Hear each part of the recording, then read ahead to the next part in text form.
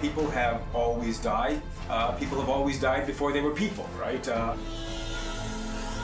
mean, I suppose the easy definition is death is the end of your life. Is death the end, or is there an afterlife? When you die, that will be the end. You will not exist again forever.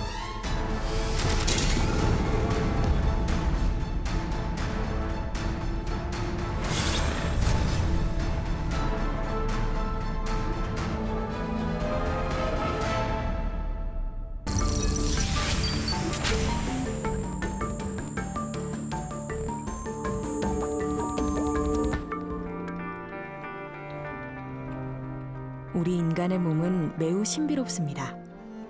각기 다른 역할을 하는 78개의 기관들이 조화를 이뤄 하나의 아름다움을 완성하죠. 마치 우리의 몸은 아주 잘 짜인 오케스트라 팀이 연주하는 완벽에 가까운 한 편의 음악과도 같습니다. 그런데 노화, 사고 등의 이유로 이 조화가 깨지면 우리 몸의 기능은 멈추게 됩니다. 몸의 모든 기능이 멈춰 다시 원래의 상태로 돌아오지 않게 되면 우리는 죽은 것입니다. 이것이 바로 의학적인 죽음이죠. People have always died. People have always died before they were people, right? Monkeys die, mammals die, all animals die. And so that is something that I think is a sure thing about our situations, one of the few things that we know for sure.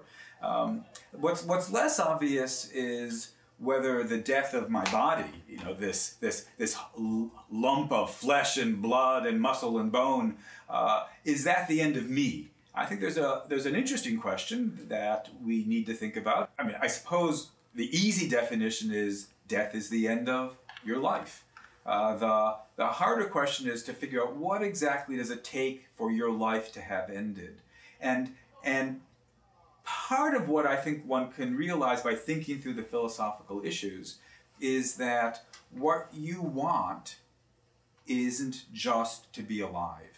I mean, look, this point's not a hard one. I mean, we can discuss it for a long time, but here's a short version of it. I mean, suppose that you had some sort of accident, you got hit on the head, and you go into a coma, and now you live the remaining 30, 40 years of your life lying in a hospital bed, not able to speak with anybody. You're alive, but the life isn't really any better than that of a vegetable. In fact, and again, we sometimes call this you're in a persistent vegetative state, because the idea is you're alive, plants are alive, but that's not giving us what we want. So when we say we want to stay alive, we don't just mean we want to be alive.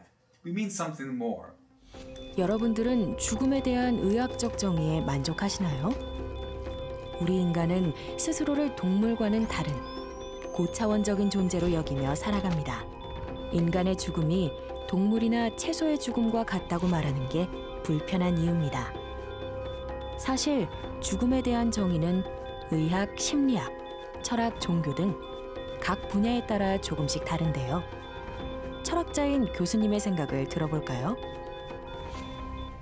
You are also just a body. But you can do all sorts of amazing things that no other body can do. You can think, you can fall in love, you can write poetry, you can wonder about the origins of the universe, you can think about the mysteries of death.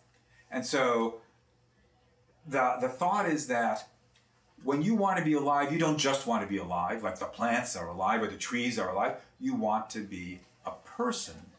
And so the real question about how to understand the proper definition of death is, even though the easy definition is the end of life, probably the more crucial point is, at what point do you cease to be a person?